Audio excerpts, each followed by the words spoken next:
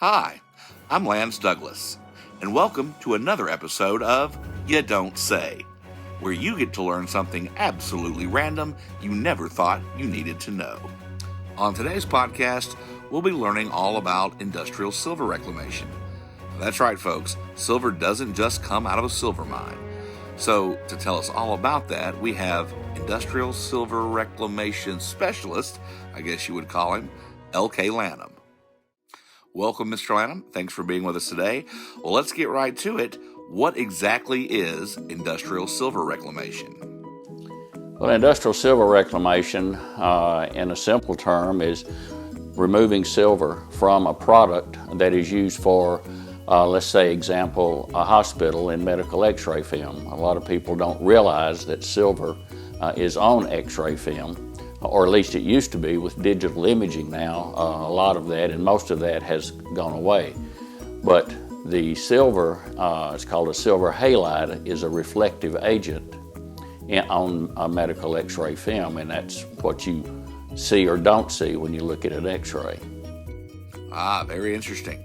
So what would be some industries that we might be aware of that produce silver? Well, there are a number of industries. The one I think of immediately is the healthcare industry in x-ray medical film. The product silver halide is on the x-ray film. Another one is graphic arts. That has silver on it also in the graphic arts film. And also photo finishing. Those are the three main ones that I dealt with in the company that I had over the years. There are others, obviously electronics. As you discard your computer, parts of it has to be recycled, which gets into the reason that silver has to be reclaimed, and that is silver is a heavy metal. It's a hazardous waste. You can't put it in a landfill, and it can't go in our wastewater stream. So that's why silver reclamation really exists, not only for the value that it may have, but also for the environment. Out of just pure curiosity, exactly how much silver can one of these industries produce? Well, that would definitely depend upon the industry itself. If I keep talking about the medical or healthcare industry, you take a healthcare system like St. Thomas in Nashville, Tennessee.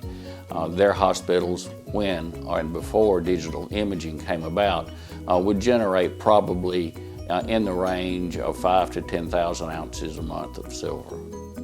So, Mr. Lanham, what year and exactly how did you get involved in this type of business? Well, I got involved in 1979. A friend of mine was already in the business, and he was wanting someone to go in and help him with that business and grow the business. When I first got into it, we only had about 50 customers, mainly in Middle Tennessee. I stayed in that business until 1997, and when we sold that business at that time, we had about 800 customers in 8 southeastern states. And we'll finish up with a final question. Due to digital technology, how long do you foresee this silver reclamation business staying around? Oh, that's probably the $64 question. I was told right after I got into this, which was, like I said, the early 80s, that there would be no more silver in products in 20 years. Well, here we are 40 or nearly 50 years down the road, and silver is still being used in products. An example of that are mirrors. The reflecting agent in a mirror is silver. Now, before anybody gets any wild ideas about going out and trying to collect a lot of mirrors, first of all, you have to know what to do with it and how to handle it. And there would not be much there. An example of that is, in 100 pounds of mirrors, you might get 1 ounce of silver. We'd like to thank our guest today, L.K. Lanham, for taking time out of his busy schedule of chasing a little white ball around a grassy field. I'm kidding. No, I'm not. Anyway, I'm Lance Douglas. Till next time, here on You Don't Say.